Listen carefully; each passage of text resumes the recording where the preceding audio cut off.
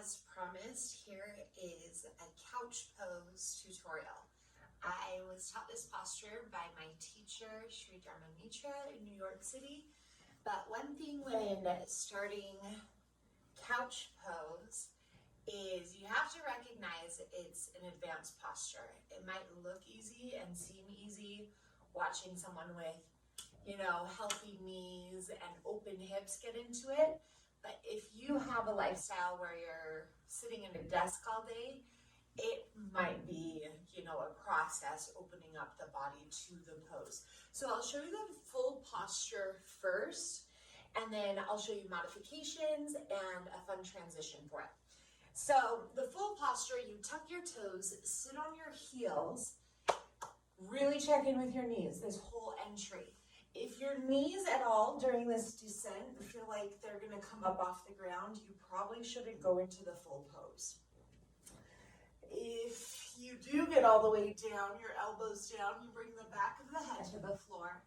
Feel the spine start to open up. You'll tuck your chin a little bit here, and then extend arms overhead. Kali Mudra, interlace all fingers, cross the thumbs, pointer finger extends. That's the full pose. It's couch pose.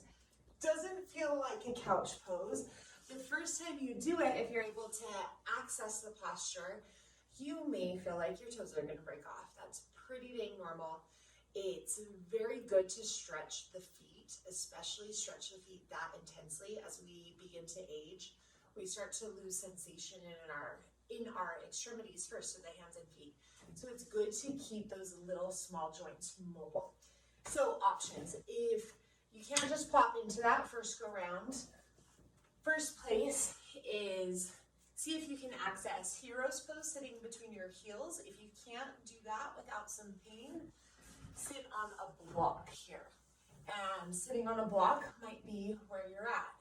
Or you can also sit on your heels. If it's the pain in the feet that's driving you nuts, I recommend just tucking the toes in, sitting on your heels, and letting the feet become more flexible and opening up the body this way. If those are easy, you stay here. If this is easy, you start to lean back, one hand at a time. Same thing, if the knees pop up, don't keep reclining backwards. Maybe take the knees apart from one another, that's fine. Release the tension and pressure, and then start to lay back. But eventually, over time, months, years, lifetimes for some of us, because all our bodies have different habits and patterns and accessibilities. Over time, the body may open up to be able to sit on the heels, and then one hand at a time. You can separate the knees here, but keep them down. This will alleviate some of the pressure.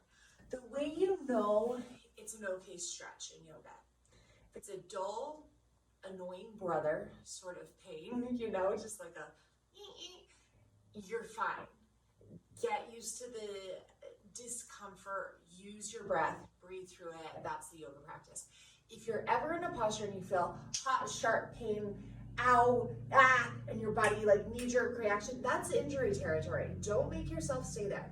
You have to learn the difference, and you have to learn your body and your body's strengths and weaknesses and how to play to those and how to honor those as you move through postures. So if you're in the full pose, you come down, you're sitting on your heels, pretty intense.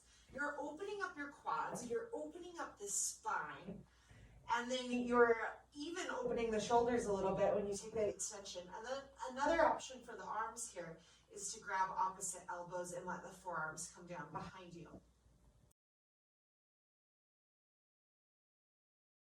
So the transition from the full pose to Urdhva Dhanurasana or wheel pose. You'll come back into your full pose again. Make sure you're feeling good. Make sure you have control of the breath.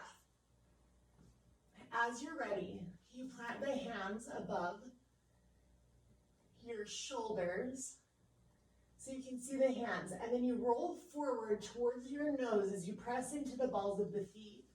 Plant one hand solidly, press into the hands, press into the feet, and here you are in your Urdhva Dhanurasana, wheel pose. And then to come out of it, you slowly, mindfully tuck the toes, Bring your knees back down as the head comes down. And re-extend the arms. Breathe. You just move one step at a time. And if you ever feel yourself coming out of a pose, go with it. Never fight coming out of a pose. If your body's falling one way, let your body fall that way. Just completely surrender. You'll be safe. Yeah, have fun practicing. Comment any questions you have for me. I love this posture so much, and I hope you enjoy it too. Namaste, yogi.